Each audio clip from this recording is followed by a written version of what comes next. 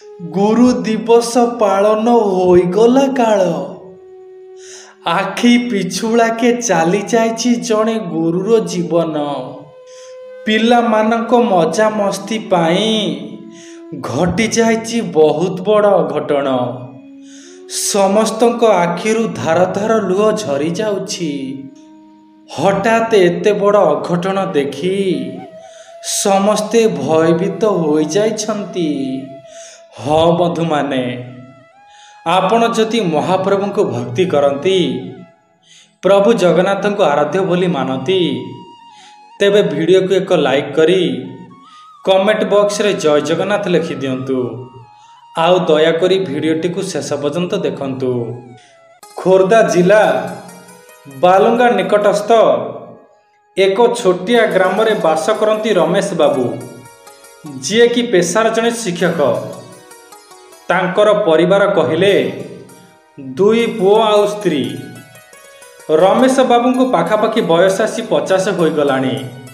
आउ तांको बड़ पुओ इंजीनियरिंग पास करी गोटिए आईटी कंपनी रे काम करुछंती। एई गत 6 मास तले तांको पुओ गोटिए झियो को भल पाई विवाह कर देइछंती। आउ बांगलोर रे सबुदिन पे सेटेल हो जाइछंती। पुओटी सिना बापा मां को न जणी ए सब काम करिगला, किंतु रमेश बाबूंकर मनरे भारी दुख। से सब बळे कालिया ठाकुर को गुणगुण होई कहिबाको लागंती, हे ठाकुरे, पुओटी को छोटरू बड़ मनीष करिथिली कोन एई दिन देखिबा पाई। हे महाप्रभु, केवल गोटिए बाप ही जानी थाए से केते कष्टरे ता पिलाटी को मनीष करिछि। हेले पिलाटीर डेणा लगी गले से काहाकू किछि न जणाई पर राज्य को उड़ी चली जाए। हे महाबाहु, गोटिए बाप ता पिलार खुशी पाई निज जीवन को बाजी लगाई सबु परिस्थिति को आखि मुची संभाली दिए। हेले गोटिए पिला बापा मां को बुझी पारेनी। ठाकुरे, गोटिए बाप को अधिक कष्ट केतबळे लागि थाए जानिछंती, जेतबळे निज पिला बापा मां को न जणाई ता जीवनर बड़ बड़ निष्पत्ति नहीं जाए। हाँ ठाकुरे, एमिति एते दिन पिलांको पाठ पढ़ेई पढ़ेई ए बापटी थकी पड़िछि। ठाकुरे, एई किछि दिन तळे मते प्रथम थर पई हार्ट अटैक मारिछि। आउ मु बा केइटा दिन बचिबी। हेले ठाकुरे, मो पुओ जोठी भी थाउ भलरे थाउ, तार जमिति किछि असुविधा न हो। एमिति अनेक कथा महाप्रभु का आगरे कांदी कांदी कहि दियंती रमेश बाबू। हेले आजक प्राय 1 वर्ष तलर कथा। से दिन होई थाए आज भली गुरु दिवस। सेउटु तांको स्कूल रे पिला माने बड़ खुशी उल्लास रे रमेश बाबूंको पाई गुरु दिवस कार्यक्रम करिथांती।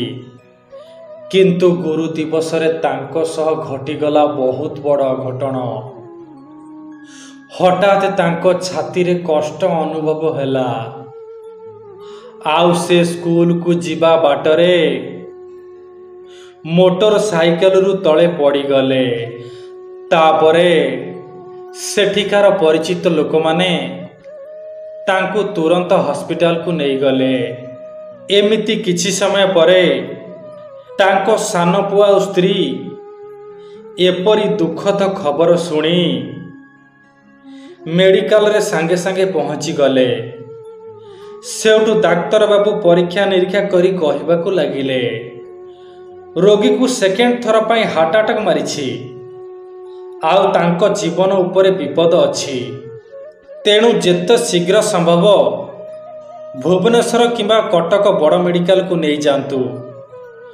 डाक्तर ठारू एक कथा सुनी तांको स्त्रीर चेता बुड़ी गला।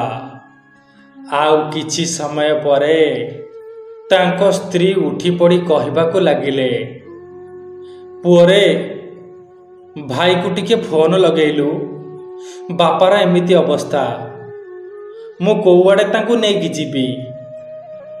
सेठू सान पुओ बड़ भाई की फोन लगैला आउ फोन लगई माँ को फोन टी देदेला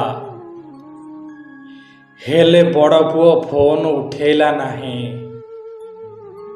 एमिति 4-5 थर फोन करिबा परे बड़ पुओ विरक्त होई कहबाकू लागिला, कौन पाई बारंबार फोन करुछु?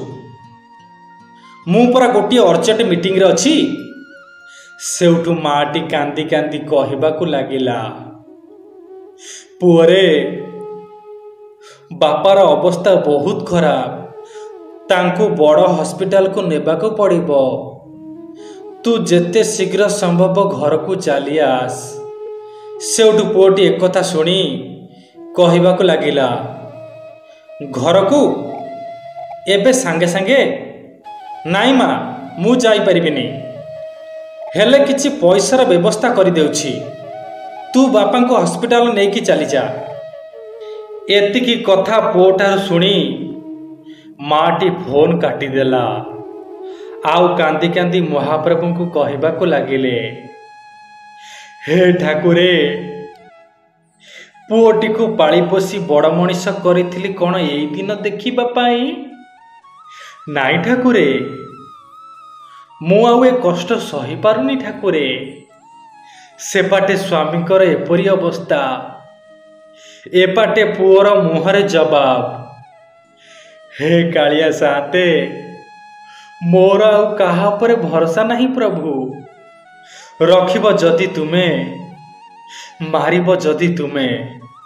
आखिरु धार धार लुह झराई स्त्रीटीए स्वामीर जीवन को रक्षा करिबा पाई महाप्रभु को काकुति मिनती होई डाकिबा समय रे जड़े सुस्थ सबल होई 30 वर्षीय युवकटी आसी तांको स्त्री को कहबाकू लागिला, माउसी आउ कांदनी माउसी, मु आसी जाइछि माउसी, चलो एबे मौसा को बड़ मेडिकल को नहीं जिबा।